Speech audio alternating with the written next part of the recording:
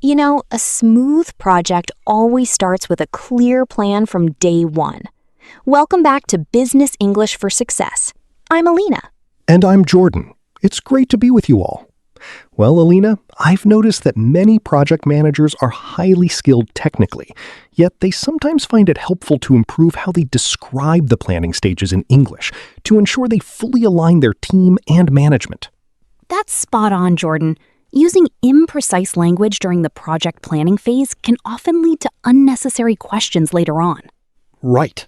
That's why today we're going through the entire process, from defining the project scope to final adjustments. We'll focus on how to communicate so that every team member understands their specific role clearly. So let's get started. Jordan, what is the first step to ensure a project plan stays organized and effective from the very beginning? A common reason projects face delays is scope creep, when the plan expands beyond the original agreement. That's why in this first step, it is important to define what is included and what is not. That's a great point. It's easy to list everything we want to do, but a professional approach involves setting clear boundaries so the team can maintain a steady pace. Correct, Jordan. Our approach here is to use boundary-setting language. Instead of saying, "we will do everything," we use phrases like, "the project is focused on," or, "to maintain our timeline, our initial phase will not include." This keeps the plan realistic and helpful for everyone. Let's see how Elena handles this when I suggest adding more tasks to our new project plan. Hello, Jordan. As we start the planning for our process update, I want to clarify the project scope to ensure we stay on schedule. I agree, Elena. Since we are updating the system, should we also include the staff training modules for the other offices in this plan? It would be useful for later. That's a good point, but we need to be mindful of our current resources. The project scope is specifically focused on the internal communication framework for the main office. But if we don't include the other offices now, will we need to update the plan again in 2 months? I want to make sure our work is thorough. I understand, but including them now would change our completion date by 8 weeks. To ensure a quality delivery, our initial phase will not include external site integration. We will note those needs for the next stage instead. I see. By keeping the plan focused, we make the goals much more achievable for the team. It makes the process very clear. Did you notice how I addressed Jordan's suggestion? Yes. Sometimes we might feel hesitant to say no to a colleague, so we might say, "we can try to add that too." But you know, Elena, that approach often leads to a crowded schedule and a loss of focus. Right. Instead of an uncertain response, I used, "the project is specifically focused on." This shows that the plan has been carefully considered. It's not about declining an idea, it's about supporting the project's success.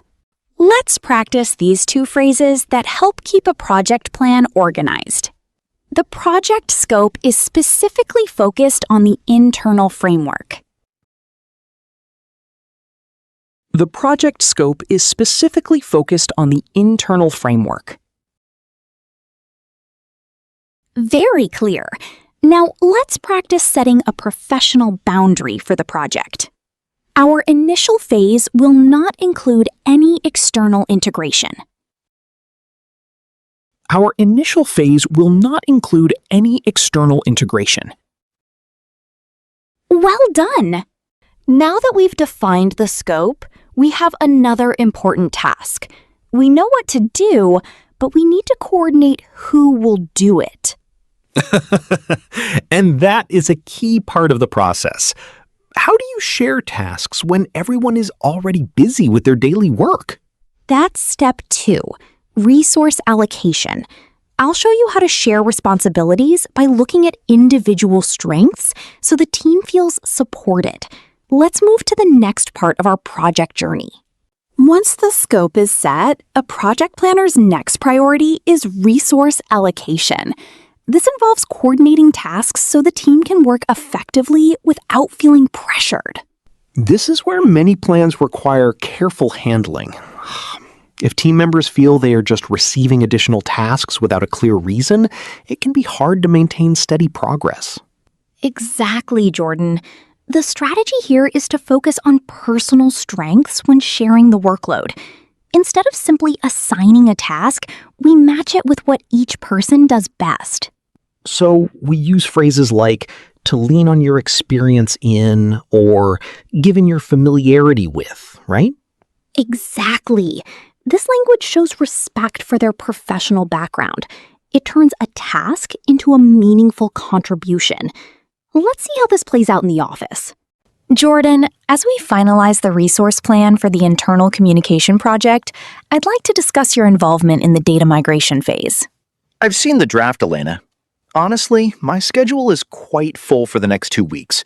Handling the entire migration might affect the quality of my primary responsibilities. I appreciate your transparency. To lean on your experience in database architecture, I'm only asking you to handle the high-level review and technical validation. That sounds much more balanced. But who will handle the manual entry and the routine mapping? Those parts take the most time. We have coordinated with the administrative support team for those routine tasks. Given your familiarity with system integration, your role is to ensure the framework is stable. We want to apply your skills where they are most helpful. I see. So my focus is on quality control rather than the repetitive steps. I'm much more comfortable with this arrangement. I'll prepare the validation checklist by Wednesday. Perfect. This balance ensures our plan remains realistic, and our experts can focus on what they do best. Notice how we discussed the workload here? Yes. A common mistake is to say, you are responsible for this task. Please finish it by Friday. You know, Elena, that can feel a bit too demanding for the team. Right. That can sometimes cause hesitation. Instead, I used to leverage your expertise. This emphasizes that the team member was chosen for their skills, not just because they are available. It makes the project plan a shared effort. Let's practice these 2 professional delegation phrases. To lean on your experience, I'd like you to oversee the technical validation. To lean on your experience, I'd like you to oversee the technical validation. Good.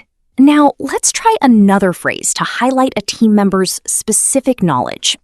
Given your familiarity with this system, your input is very helpful. Given your familiarity with this system, your input is very helpful. Well done. We have the scope, and we have the right people in place. Everything looks good on paper, doesn't it? On paper? Yes. But we both know that unexpected situations can happen once the project starts. What happens when a technical challenge affects the timeline? That brings us to step 3, risk management. In the next part, I'll show you how to prepare for changes. Let's look at how to handle uncertainty with confidence. A professional project plan isn't complete without risk management. It's important to identify potential variables before they occur and have a contingency plan ready. Sometimes there's a concern that talking about risks might make a plan seem uncertain. But actually, it's the opposite. It shows that you have considered every possible situation. Exactly, Jordan. The strategy here is to use proactive communication. Instead of overlooking a possibility, we use phrases like, to address potential variations, we should, or in the event of a technical inconsistency, our backup plan is. This shows preparation and foresight. Let's see how Elena and I discuss a technical consideration in our current plan. Jordan, while the plan is solid, we should look at the possibility of data downtime during the migration. How should we reflect this in our roadmap? That's a valid point, Elena. If the migration takes longer than expected, our daily operations might be affected. Should we wait and see how it goes, then adjust later? It's better to be prepared. To address potential variations, we will schedule the migration during off-peak hours. In the event of an unexpected delay, we have a rollback procedure to restore the system within 30 minutes. A rollback procedure? That provides a helpful safety net. It ensures that our team's productivity remains steady regardless of any technical adjustments. Precisely. Being prepared is what keeps the project on track. However, Jordan, there is one specific area that many planners overlook, and it's a key factor in how your work is valued by the organization. Now you've caught my attention. What area are you talking about? I'll share that in step 5. It's about how you turn a completed project into a long-term professional success. Did you notice the shift in tone? Yes. A common approach is to be reactive and say, we will fix the issues when they appear. But, Elena, we know this can lead to unnecessary pressure for everyone involved. Right. That can cause a lot of stress. Instead, I used to address potential variations. This phrase tells your management and your team that you have already thought a few steps ahead. It builds a culture of trust and stability. Now, let's practice the language of a prepared professional. To address potential variations, we should implement a contingency plan. To address potential variations, we should implement a contingency plan. That sounded great. Now, let's move on to our second phrase. In the event of a delay, we have a rollback procedure in place. In the event of a delay, we have a rollback procedure in place. Excellent. Keep up the good work. Before we move to the next step, I have a question for you. If a project plan encounters a delay, do you prefer to A, update the deadline immediately, or B, coordinate more resources to meet the original date? That's a great question. Let us know your choice in the comments below. We'd love to see how you handle these professional decisions. Now that we have prepared for the risks, it's time to talk about milestones, how to communicate your progress so that everyone stays confident in your plan. Let's move to step 4.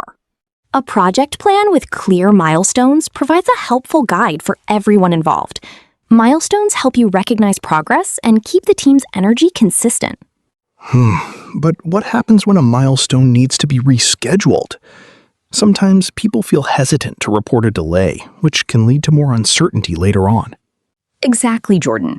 The strategy here is clear coordination.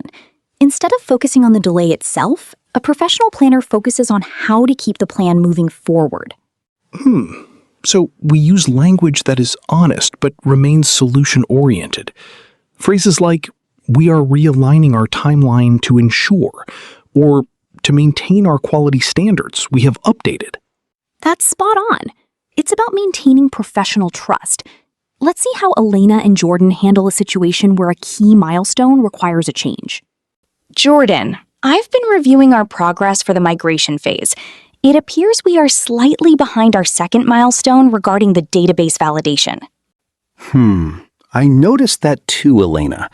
The technical validation took longer because we identified some areas in the old data that needed extra attention. Should we ask the team to work extra hours to meet the original Friday timeline? While I appreciate the dedication, quality is our priority. We are realigning our timeline to include an extra 48 hours for thorough testing. Will this update affect the final rollout? The stakeholders are expecting the update by the end of the month. To maintain our high-quality standards, we have coordinated the subsequent tasks more efficiently. By adjusting this specific milestone now, we ensure a smoother process later. I will update the project roadmap and inform the stakeholders of this change. I see. It's better to be clear about a small adjustment now than to face an unexpected challenge on launch day. I'll focus on finishing the validation by Sunday then. Did you notice how we discussed the adjustment? Yes. A common mistake is to say, we didn't meet the deadline, so the project is behind schedule. To be honest, Elena, that can sound quite discouraging for the whole team. Exactly.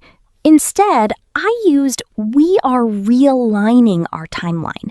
The word realigning suggests a controlled and professional adjustment. It shows that you are still managing the project plan effectively, even when variables change. Let's practice the language of professional progress reporting. We are realigning our timeline to ensure a smooth transition. We are realigning our timeline to ensure a smooth transition. Great. Now, let's practice how to explain an update while focusing on quality. To maintain our quality standards, we have updated the upcoming milestones. To maintain our quality standards, we have updated the upcoming milestones. Well done. So, the project is moving forward, the milestones are updated, and the team is coordinated. But Jordan, a project doesn't just end when the tasks are finished. You're right. There's always the post-project phase. And you mentioned something earlier about a key factor that affects how our work is perceived by management? Exactly. In our final step, we will talk about post-project review. I'll show you the professional language to use to ensure your hard work is recognized and valued. I'm ready for that. Let's conclude this project plan with the most important step for professional development. Stay with us for the finale. We've reached the final step. A professional planner knows that a project doesn't simply end when the software is launched or the report is sent. It concludes with review and learning. This is where the key factor you mentioned earlier comes in, right, Elena? Many people finish a project and immediately move to the next one, which means they might miss a chance to highlight their team's hard work. Exactly, Jordan. Without documentation of the lessons learned and suggestions for the future, the full value of your effort might not be recognized. I see. So the strategy is to use growth-oriented language. Instead of just saying the project is over, we use phrases like, based on our findings, we can further improve, or to build on this success, I suggest we focus on. You're absolutely right. This shows you are thinking about the organization's long-term goals. Let's see how Elena and Jordan finalize their project plan with a focus on future growth. Jordan, now that the internal communication system is stable and the project is technically complete, I'd like to conduct a brief post-project review. I agree. It was a successful launch. But Elena, you mentioned a specific factor earlier, the one that affects professional development. I'm curious to hear your thoughts now. The factor, Jordan, is how we share our results. Based on our findings, we've reduced manual tasks by 20%, and I've identified an area where we can gain even more efficiency. You're right. So instead of just being happy with the 20%, you're looking for the next step? Exactly. To build on this success, I suggest we initiate a small training phase for data analytics. This will help the team gain new skills that are highly valued in our department. That's a great approach. By proposing this, you aren't just finishing a task, you are showing a commitment to continuous improvement. I'm fully on board with this suggestion. Did you see how we turned the end of a project into a new opportunity? Yes. A common approach is to say, the project was a success. Thank you, everyone. This is polite, but it doesn't open doors for future growth. Right. Instead, I used to build on this success.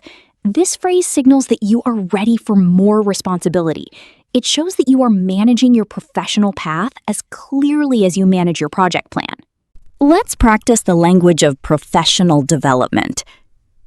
Based on our findings, we can further improve our efficiency.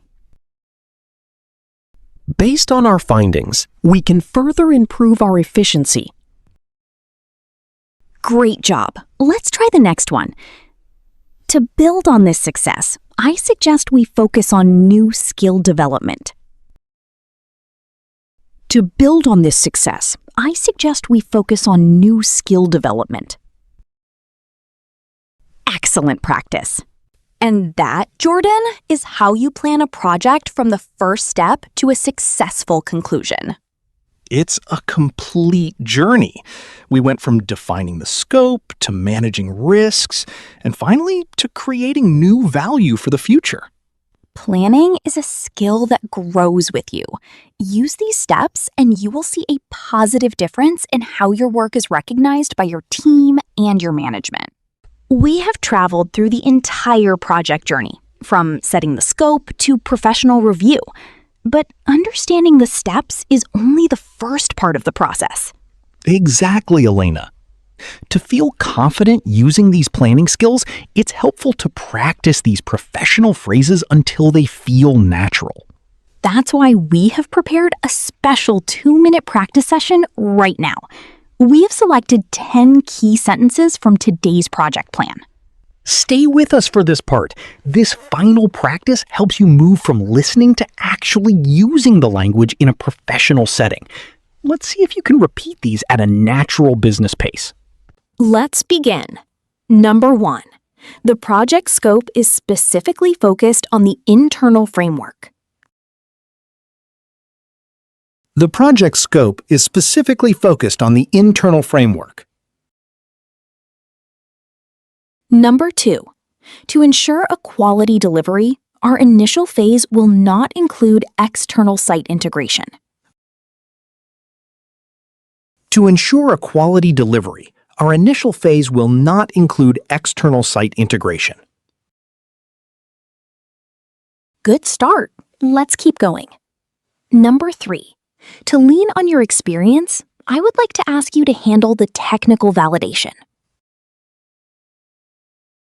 To lean on your experience, I would like to ask you to handle the technical validation. Number 4. Given your familiarity with this system, your input is very helpful. Given your familiarity with this system, your input is very helpful. You're doing great. Next is number 5. To address potential variations, we should implement a contingency plan. To address potential variations, we should implement a contingency plan. Number 6. In the event of an unexpected delay, we have a rollback procedure in place. In the event of an unexpected delay, we have a rollback procedure in place. Stay focused. Number 7. We are realigning our timeline to ensure a smooth transition. We are realigning our timeline to ensure a smooth transition. Number 8. To maintain our high quality standards, we have updated the upcoming milestones. To maintain our high quality standards, we have updated the upcoming milestones. Almost there, just 2 more. Number 9. Based on our findings, we can further improve our operational efficiency. Based on our findings, we can further improve our operational efficiency. Number 10. To build on this success, I suggest we focus on a specialized training phase. To build on this success, I suggest we focus on a specialized training phase. Excellent work! You have completed the full professional cycle of project planning in English. Remember, a great plan is not just about the details, it's about the clarity and confidence you provide to your team. If you found this structured approach helpful, please let us know by liking this video and sharing your thoughts on our question in the comments. Your feedback helps our community grow. And don't forget to subscribe to Business English for Success for more practical professional strategies. Thank you for joining us today. Keep planning, keep practicing, and we will see you in our next session. Goodbye for now.